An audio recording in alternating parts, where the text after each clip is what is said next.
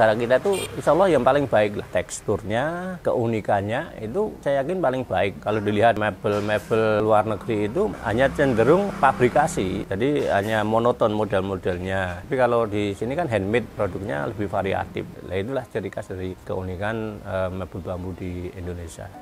Halo, apa kabar kalian semua? Semoga baik-baik saja, sehat dan selalu bahagia. Kembali lagi di channel Bisa Trade. Kali ini kita akan membahas tentang ekspor gazebo dari bambu. Bambu yang dikenal sebagai bahan ramah lingkungan kini jadi primadona untuk berbagai produk, termasuk gazebo. Siapa yang tidak suka dengan gazebo yang cantik dan alami? Yuk kita kulik lebih dalam tentang hal ini. Jadi, gazebo bambu sekarang lagi hits banget di pasar internasional. Banyak orang di luar sana yang mulai meliriknya sebagai pilihan yang tepat untuk mempercantik taman, resort, atau bahkan ruang publik. Kenapa? Karena gazebo bambu punya desain yang unik dan alami, membuat suasana yang jadi lebih sejuk dan menyenangkan. Di tengah kesibukan dan polusi, banyak yang mencari cara untuk kembali ke alam. Gazebo dari bambu jadi solusi yang tepat.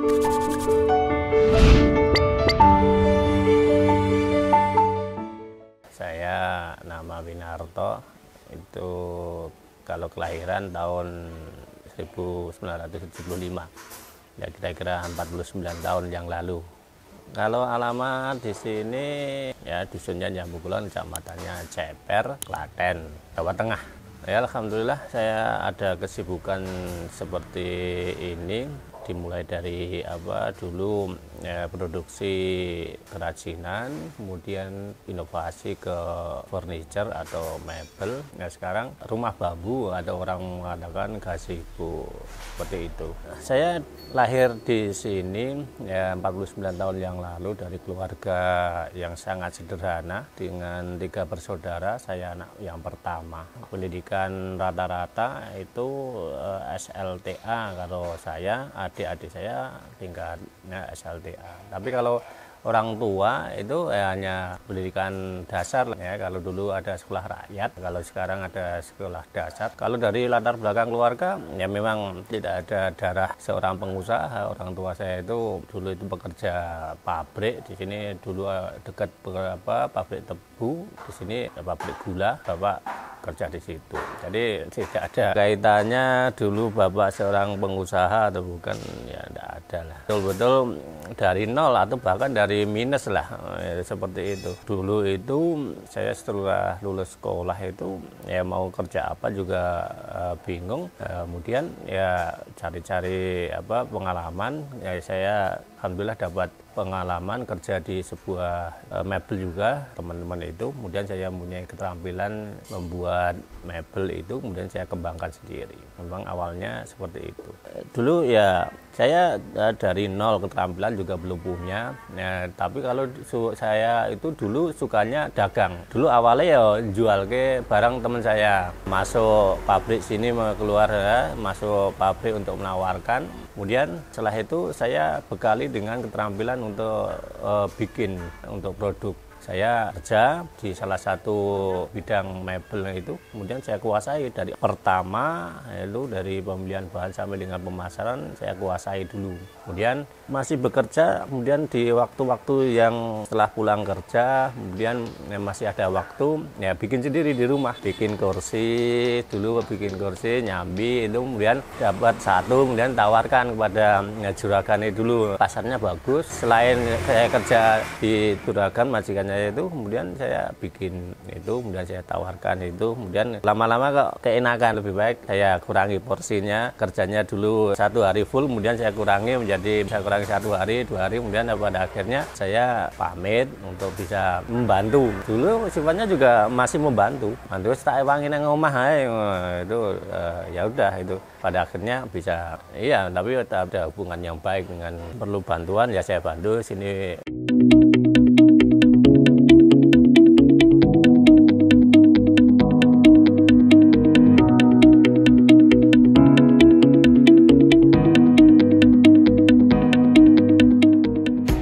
Pembuatan gazebo bambu bukan hanya soal merakit kayu loh.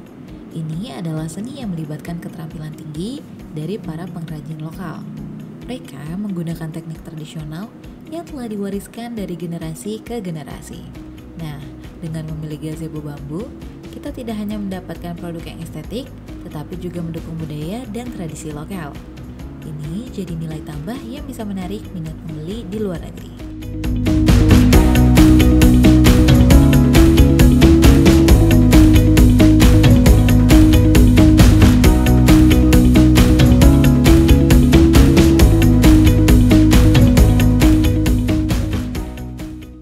Orang tua zaman dulu itu pengennya anaknya itu kerja yang maton itulah.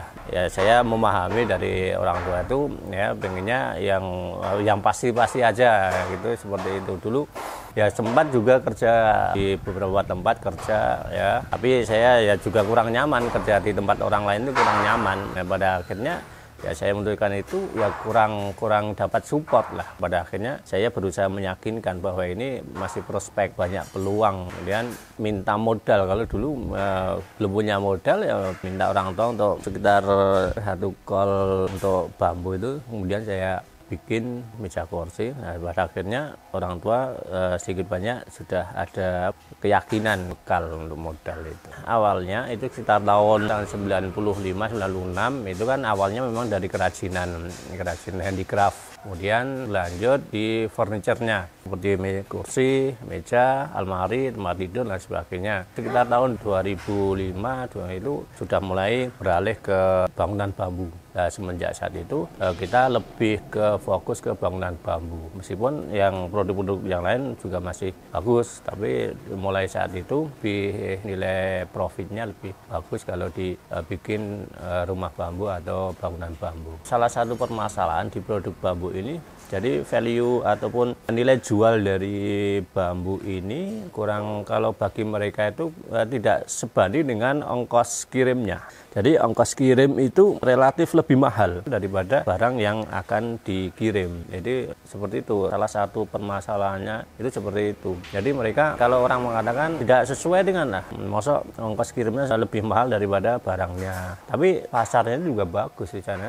Cuman nanti kalau sampai di sana kan harganya sangat berlipat, itu sangat mahal dari produk bambu, baik itu dari furniturnya ataupun dari rumah bambu. Untuk produksi ini pertama itu diawali dengan pemilihan bahan. Ya, ini yang sangat menentukan, di samping dengan keawetannya pula. Maka dipilihkan bahan-bahan yang benar-benar bagus, kita potong, kita ukur sesuai dengan ukuran dan pesanan atau komponen-komponen yang nanti kita gunakan. Kemudian kita treatment, baru kita rakit sesuai dengan pesanan. Mulai dari rangka, setupnya, kemudian memastikan atap, setting atap, kemudian setelah itu untuk finishing itu mulai dari pencucian, kemudian pengamplasan, kemudian baru dipelitur ataupun dicat. Kita menggunakan water base yang ramah lingkungan.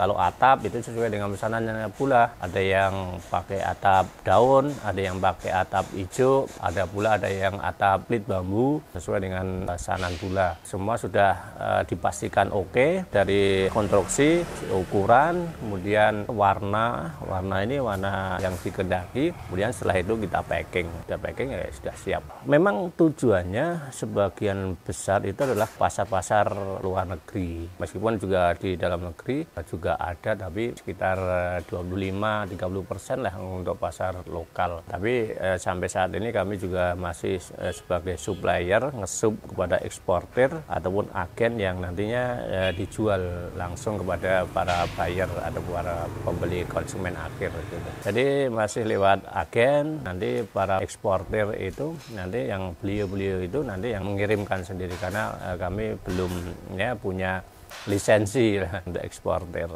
jadi sifatnya masih supplier. Dari tahun 2000-an awal itu sudah pasarnya sudah pasar luar negeri. Semenjak saya bekerja, majikan saya itu juga pasarnya dari luar negeri. Yang Asia itu yang paling banyak kan Australia, yang paling dekat. Kemudian kalau pasar Eropa juga dulu pernah ke Yunani, Italia, pernah juga ke Belanda. Sekarang ke Perancis, paling bagus sekarang Perancis. Dulu juga ada penawaran di Uni Emirat, tapi belum bisa jalan di sana. Kendalanya memang harus kualitas sesuai spek ekspor. Kendalanya itu yang mungkin kami perlu belajar lebih banyak lagi, kualitas ekspor sesuai dengan kualitas yang dikehendaki dari para pembeli. Kualitasnya itu tidak seperti yang pasar lokal, tidak keterima, ya apalagi tidak sesuai dengan regulasi sana, itu ya tidak bisa diterima. Misalkan itu harus ditreatment, harus bersih dari kotoran dan sebagainya, itu sesuai dengan itu. Harus banyak belajar di situ. Yang pertama, manajemen dulu. Pekerjaan itu harus bisa didelegasikan. Kalau saya ada kegiatan yang berbarengan, itu harus ada yang bisa saya percaya untuk bisa melanjutkan pekerjaan saya meskipun saya tidak ada. Jadi meskipun saya banyak kegiatan, tetap bisa jalan. Artinya ada pendelegasian, dilatih dan dididik untuk bisa mengerjakan pekerjaan-pekerjaan yang saya tidak ada. Sekarang ya alhamdulillah sudah bisa kegiatan apapun bisa saya tinggal sewaktu-waktu, bisa jalan. Dari saya, quality control juga dari saya, tapi dari teman-teman itu sudah mengerti kualitas yang dikehendaki oleh pembeli itu seperti ini, sudah mengerti. Misalkan kualitas bahan baku itu yang baik itu seperti ini, ya sudah, mereka sudah mengerti, sudah paham. Dari beberapa pembeli itu juga berbeda-beda. Ada yang pengen yang hitam, yang natural, ada yang gloss dan sebagainya, itu beda-beda, tapi mereka sudah paham. Namun juga ada bagian-bagian tertentu harus saya kawal supaya betul-betul itu sesuai dengan pesanan para pembeli.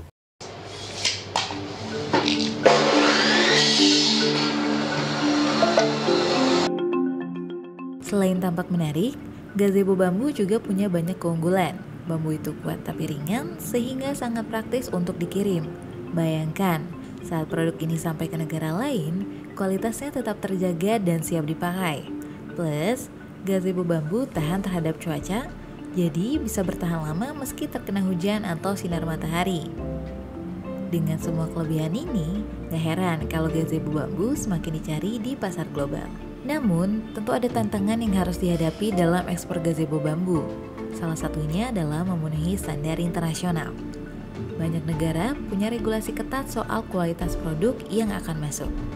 Disinilah pentingnya kolaborasi antara pengrajin dan pihak-pihak terkait untuk memastikan bahwa produk yang dikirim tetap berkualitas tinggi dan sesuai dengan permintaan pasar.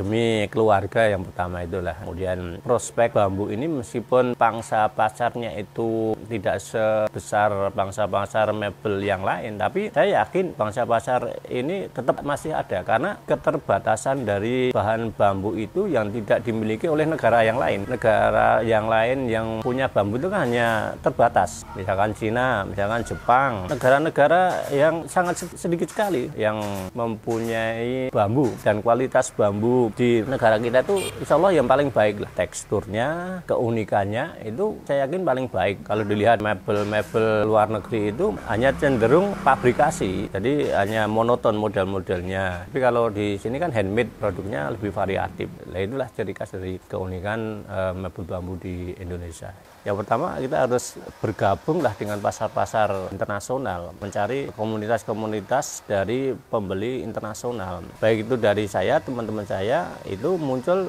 dan mulai dikenal di desa ini, mulai dikenal sebagai sentra industri bambu yang memiliki ciri khas tersendiri. Klaten itu berbeda dengan tempat yang lain. Ada yang dari Cirebon, ada dari Jogja, dari Bali. Tapi di sini punya ciri khas yang lain, menjadikan alternatif tujuan dari para pembeli itu bisa membeli dari produk-produk yang dari sini. Ya, harapan kami ya semoga ada dinas-dinas terkait lebih memperhatikan dari UMKM yang bergerak di bidang bambu, terutama di masalah skill, masalah permesinan, kemudian masalah digitalisasi, kemudian juga tak kalah pentingnya adalah di permodalan. Selama ini dari tahun awal saya mengenal mebel bambu sampai sekarang itu jarang sekali sekali dari dinas-dinas yang terkait itu melakukan dialog, sangat-sangat jarang sekali. Meskipun ada, itu frekuensinya sangat jarang, sehingga kendala-kendala yang ada di teman-teman UMKM selama ini tidak ada jalan keluarnya. Misalkan bantu permesinannya, kemudian teknis pengawetannya dan lain sebagainya, itu kan sangat penting. Jadi ada dinas-dinas yang terkait, yang dari pemerintah daerah ataupun pemerintah pusat memperhatikan ini supaya kualitas lebih baik. Kemudian juga nanti rasa ekspornya juga tidak hanya di negara-negara tertentu saja, mungkin lebih menjangkau. Harapannya para pemuda bisa, yang pertama itu menyukai lah bambu ini, karena mencari generasi yang ini sulit. Dari generasi ini tidak menanamkan rasa sukanya pada mebel bambu, ya nanti akan terputus generasinya. Itu yang dari segi kualitas SDM-nya. Nah, itu dia pembahasan kita tentang ekspor gazebo dari bambu. Semoga informasi ini bermanfaat dan bisa memotivasi kita untuk lebih menghargai produk lokal. Mau tahu cerita lainnya? Jangan lupa like kalau kamu suka, share kalau kamu mau ajak teman kamu belajar, dan subscribe supaya nggak ketinggalan video terbaru. Tunggu apa lagi? Yuk bergabung di Bisa Trade dan pasarkan produkmu hingga ke pasar internasional.